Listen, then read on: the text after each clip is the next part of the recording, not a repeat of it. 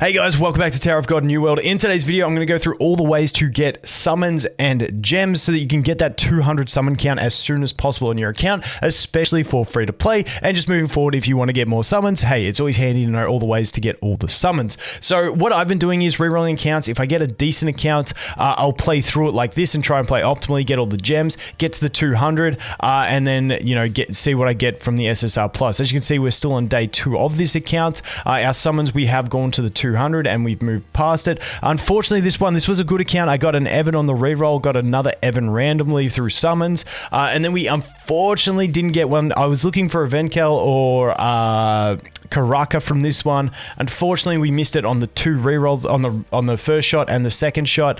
I'm not sure what I'll do with this account. We'll have to wait and see. But yeah, that's where we're at. But let's go through all those ways to get the gems. So the first one is going to be through the adventure. Obviously, it goes without saying, pushing adventure, clearing certain stages is going to give you a bunch of gems. On top of that, by clearing through adventure, it's also going to unlock the story mode, new acts in the story mode, and new acts in the story mode is going to give you more pulls. So that is what you want to do. So prioritizing pushing that story mode, that adventure mode, is going to be very strong.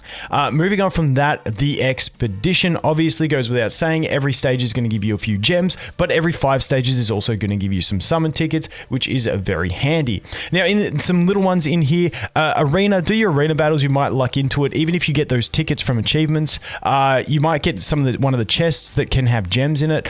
Conquest mode, I'm not sure if it's day 1 or day 2, but there is one that has some gems scattered around the place. So if you see gems in conquest mode, go ahead and pick them up, but that's not going to be a massive amount. Moving on from that, we have the ranking board. Obviously, jump into the ranking board, collect these rewards straight away, depending on how far progressed it is. If you're re-rolling on new servers, you won't get as many, but over the course of a day or 2, you'll probably get some whales in there pushing to like chapter 10-ish in a day, which you know, is going to give you a good bit of gem income. Moving on from that, we have every single info button in the game. So if we go over here, I've left a few here just to show you guys. You may not see them all the time, but in everything, literally like everything you go into, there's going to be a question mark at the top corner with an info button, and all you got to do is click through both of them. And then you, like all the slides, there may be 3 slides, 4 slides, but all you got to do is click through the slides on them and you will get those rewards. So if we go over here to the Agency Service Center, you can see this one. Just got to click through the slides, free gems. Literally everything you unlock, everything like has one of these. So make sure you go in and you collect those, because there is a bunch of gems as you progress that you can get through going through all of those things. Next up from that, we're going to go into new characters. This one's pretty easy because you do it in the reroll, but every time you get a new character, they will have gems in here. If you go to the codex and you just like, if you're a bit further on, what I found is if you just go to a character that has gems available and you hit next, if there's any other character with gems available, it will skip straight to them. So it's a really simple process. You'll know you have new characters with gems available if the codex here has a red dot, not the list. It's only if the codex has the red dot, because the list can be for things like ascensions, anything random like that. So the next thing is going to be your proficiencies. Now, proficiencies are interesting. I'm going to recommend something different to what I recommend with report.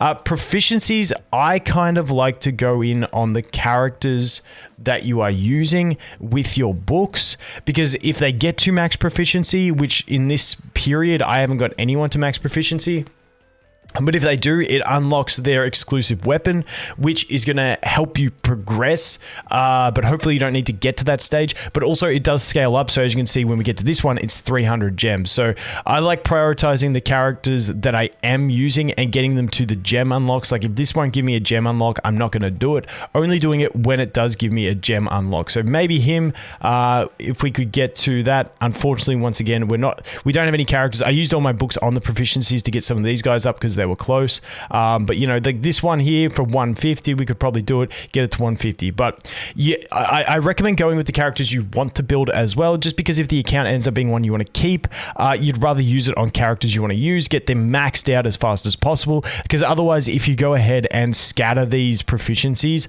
among the low levels of characters you're not using and start doing stuff like that, then yes, it is quite cheap to get 50 there. It's getting more expensive when we want to go ahead and get 12 books. I mean, you could do it, but still, I don't like doing it because I'd rather go more investment into the characters I am using, because if it is a account you want to keep, then you do have that investment there. But it's probably, if you want to get more gems, just raw gems, you can do that. But keep in mind, your characters will be weaker for that pushing of the main story and stuff like that. So that is proficiency. Moving on from that, we have the report. Now, report is one that I recommend spreading it out. Obviously, we have different characters wanting different gifts. The first two are really cheap. If you have gifts, as you can see, I've just gone through all my characters and I just look for beneficial gifts, and you can go ahead and do that. I think I've done just about every character that I have that has a beneficial gift. I could jump in and start doing 2 non-beneficial gifts for some of these ones, but let's have a look if I can see one. For instance, this guy, you need five beneficial gifts to get to the second level and just 1 to get to the first level. So you can see there, I can just do that. Go ahead, gift it up. It's not too bad. And I like spreading this amongst all the characters because the actual cost of gifts goes up so dramatically. So you're just going to get more gems and you're not missing out on a ton of stats by doing this. So I like spreading the gifts out around all the characters that I have based on beneficial gifts. Once again, it would be her, giving her 1, getting that 50. Ideally, you have 5 of some of them so you can get them boosted up again. And then if you're right there, maybe you just give some non-beneficial gifts. So this one, once again, we could go to 5. We could even go to 14 on this one, which isn't too bad because she does get that. And then 14 is pretty much where I'd quit because then it goes really expensive to get that 200 and you're better off spreading it out. But if you have no one else that uses those gifts, you don't have to worry. So that is the way I do the gifting. It gives you a ton of gems. So basically, just through the character page, between new characters, proficiencies, and report, you're going to get an absolute ton of summons. If you haven't done that yet, along with especially all the info buttons on everything in the game, you've got a ton of gems waiting there, and you will get a heap of summons from that maybe will push you off the edge. Just keep in mind, yesterday we did get, if you go into notices, they just gave us 10 summons. Now, this doesn't apply to counts rolled after the point that they delivered it, but anyone who has been playing since before then, you can get that. So always check out in the mail because sometimes they will give us some goodies like that as well. And then the final thing to cover is going to be your daily missions, because obviously your daily missions is going to give you a summon at the end of it, and also some gems at 80.